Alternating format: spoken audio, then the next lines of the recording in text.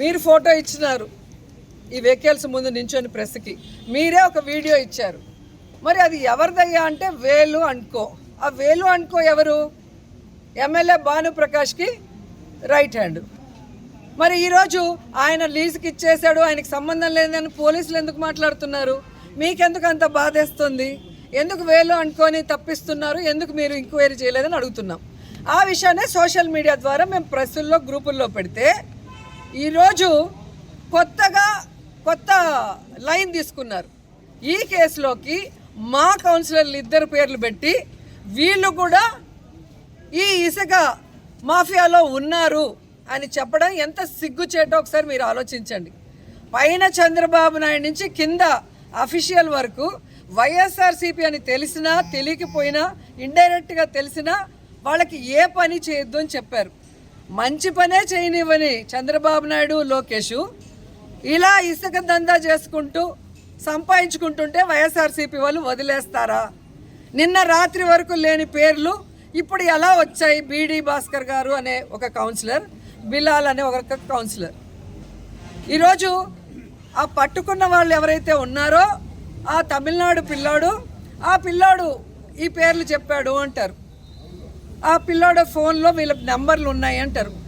నిజమైతే మొత్తం ఈ సంవత్సర కాలం ఆ పిల్లాడు ఎవరైతే బాలాజీయో ఇంకెవరో పేరు చెప్తున్నారు, నాకైతే తెలియట్లా, భరత్ అంట. ఆయన ఫోన్ కాల్స్ 1 year డేటా తీయండి.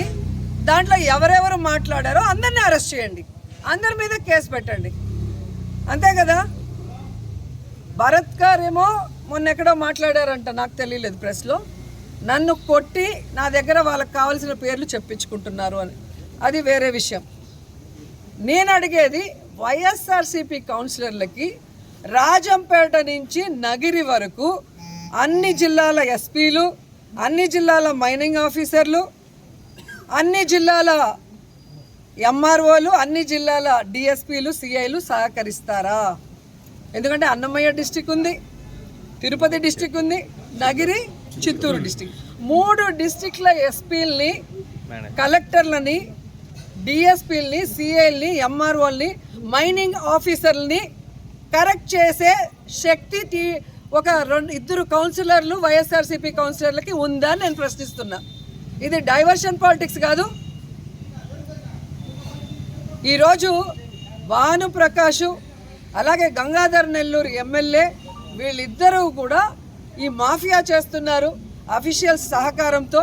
వీళ్ళ అండతోనే ఇది చెన్నైకి వెళ్తుంది, తమిళనాడుకు వెళ్తుందని క్లియర్గా అన్ని పేపర్లలో ఛానల్లో వస్తే వాళ్ళందరినీ వదిలేసి దాన్ని పోస్ట్ చేసిన పిల్లల్ని కొట్టడం, వాళ్ళ మీద తప్పుడు కేసులు పెడతామని బెదిరించడం, ఏకంగా కౌన్సిలర్లను అయితే కేసులో ఇరికిచ్చి ఇప్పుడు రిమాండ్ రిపోర్ట్ లేకుండా అక్కడి నుంచి దొంగల్లాగా తీసుకొచ్చి ఇక్కడ లోపలికి వెళ్ళిపోతారు. ఏదయ్యా రిమాండ్ రిపోర్ట్ అంటే ఆన్ ద వే అంట. అలాగే మీరు చూస్తే మొన్న బియ్యం మాఫియా నగిరిలో 13,000 టన్నులకు పైగా దొరికింది. జార్ అండ్ జాయ్ అది ఎవరిది? తెలుగుదేశం పార్టీ ముఖ్య అనుచరుడు అమృత్ రాజ్ గారు. మరి ఆయన జాయ్ అండ్ జార్లో పట్టుకున్న వెహికల్స్ ముందర ఎంఆర్ఓ ఉన్నాడు, డిటి ఉన్నాడు, ఎస్ఐ ఉన్నాడు. వీళ్ళందరూ అక్రమంగా తమిళనాడుకు పేద ప్రజలకు ఇచ్చే బియ్యాన్ని దోచుకొని అమ్ముకుంటున్నారు అని చెప్పి అరెస్ట్ చేయడం జరిగింది. అరెస్ట్ చేసినప్పుడు మరి అతనికి బెయిల్ ఎలా వచ్చింది? పట్టుకున్నావు నువ్వు, పేద ప్రజల బియ్యం పేద ప్రజలకు ఇవ్వకుండా దోచుకుంటుంటే దాంట్లో ఎవరెవరు ఇన్వాల్వ్ అయ్యారో అందరినీ అరెస్ట్ చేయాలి కదా. అది గోడౌన్ల నుంచి వెళ్తుందా బియ్యము స్ట్రైట్ అవే, లేదా డీలర్స్ దగ్గర నుంచి వెళ్తుందా, ప్రజలకు అందకుండా ఏ విధంగా వెళ్ళింది, దీనికి ఎవరెవరు సహకరిస్తున్నారు, ఎంఆర్ఓ బాధ్యత కాదా, డీటీ బాధ్యత కాదా, సక్రమంగా ప్రజలందరికీ అందుతుందా లేదా చూసుకోకుండా ఇన్ని వేల టన్నులు పోతుంటే ఎవరి మీద కేసు లేకుండా ఎవరిని అరెస్ట్ చేయకుండా ఎలా వదిలేశారని నేను అడుగుతున్నా. అంటే తెలియక పట్టేసుకున్నారు, తెలిసిన తర్వాత వదిలేశారు. నిన్న ఈ మధ్యలోనే అతని బర్త్డే, ఎమ్మెల్యే భానుప్రకాష్ ముఖ్య అనుచరుడు అమృత్ రాజ్. సో వాళ్ళ మనుషులు దొరికితే వెంటనే వాళ్ళని వదిలించుకుంటారు, ఎవరి మీద కేసులు పెట్టారు. అదే వైఎస్ఆర్సీపీ వాళ్ళని ఇరికిస్తున్నారు. ఒక తమిళనాడు వాడైనా ఒక వైఎస్ఆర్సీపీ వాళ్ళైనా ఈ ప్రభుత్వం ఎలా సహకరిస్తుంది? ఒక పెన్షన్ ఇవ్వడానికే సహకరించడం లేదు, ఒక ఇల్లు ఇవ్వాలంటే సహకరించదు. ఏది వైఎస్ఆర్సీపీ వాళ్ళకి ఇవ్వకూడదని చెప్తుంటే మరి ఏ విధంగా ఇది జరుగుతుంది? పైనుంచి ప్రెషర్ చేశారు అంటారు. ఇది ఒక డైలాగ్ అఫీషియల్స్ అందరికీ కూడా. నేను అఫీషియల్స్కి చెప్తున్నాను అండ్ భానుప్రకాష్కి కూడా చెప్తున్నాను, నీకు నోరు రోజు రోజుకి పెరిగిపోతుంది. నిన్నలా మొన్న మీరు మాట్లాడిన దాని మీద ఇప్పుడు నేను కేసు ఇవ్వబోతున్నాను, అలాగే డెఫర్మేషన్ సూట్ కూడా వేయబోతున్నాను.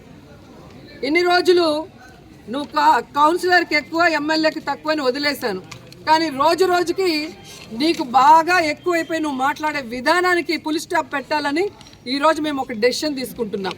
ఎందుకంటే నిన్ను కన్న తల్లే నిన్ను చీత్కరించుకుంది. నీ తోడబుట్టిన వాళ్ళ, నీ తమ్ముడు కానీ నీ సిస్టర్ కానీ నిన్ను చీత్కరించారంటే నువ్వు ఎంత పెద్ద నీచ్ కమీనో అందరికీ తెలుసు. నువ్వు నా గురించి మాట్లాడేంత అర్హత నీకు ఉందా అని అడుగుతున్నా. ఈరోజు నువ్వు ఎమ్మెల్యే అయిన తర్వాత గంజాకి అడ్డాగా మారిపోయింది పుత్తూరు నగరి.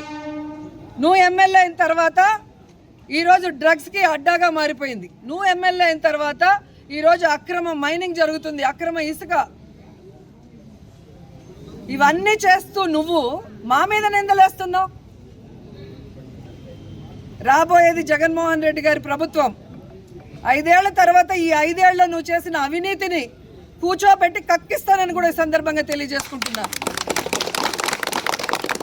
మా లీడర్లు బెదిరించో భయపెట్టేస్తో ఎవ్వరు భయపడిపోయేవాళ్ళు లేరు. మీ తాటాకు చెప్పులకి ఎవ్వడు భయపడేవాడు లేడు. జగన్మోహన్ రెడ్డి గారు చెప్పారు కదా,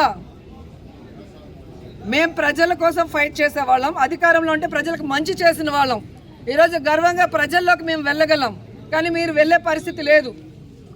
చాటలతో పరకలతో కొడతారు.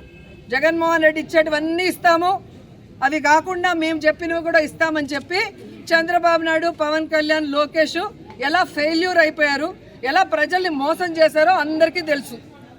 అలాగే ఈ దేశంలోనే ఏ రాష్ట్రంలో చేయనటువంటి విధంగా మొదటి సంవత్సరమే 1,86,000 కోట్ల రూపాయలను అప్పు తీసుకొచ్చి ఒక చెత్త రికార్డు సృష్టించిన ముఖ్యమంత్రి ఎవరైనా ఉన్నారంటే అది చంద్రబాబు నాయుడు. ఈరోజు లా అండ్ ఆర్డర్ ఏ విధంగా ఫెయిల్యూర్ అయింది రాష్ట్రంలో, ఆడపిల్లల్ని ఎలా మానభంగాలు చేసి చంపేస్తున్నారో అందరూ చూస్తున్నారు.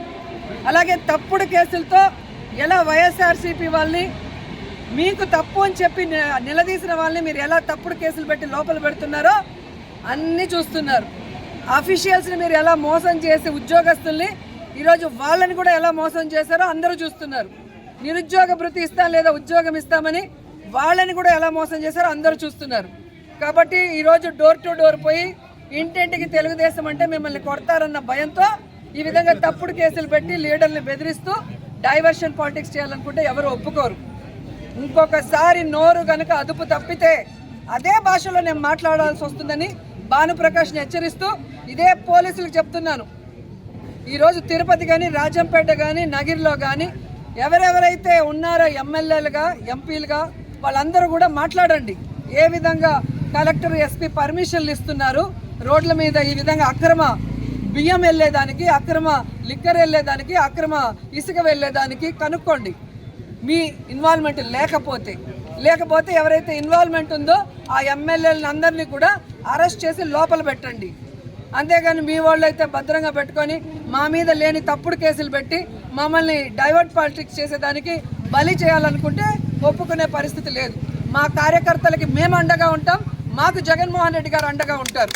కోర్టుకు వెళ్తాం, కోర్టు మీద నమ్మకం ఉంది, ఖచ్చితంగా కోర్టు ద్వారా మేము తప్పు చేయలేదని ప్రూవ్ చేసుకొని బయటకు వస్తాం.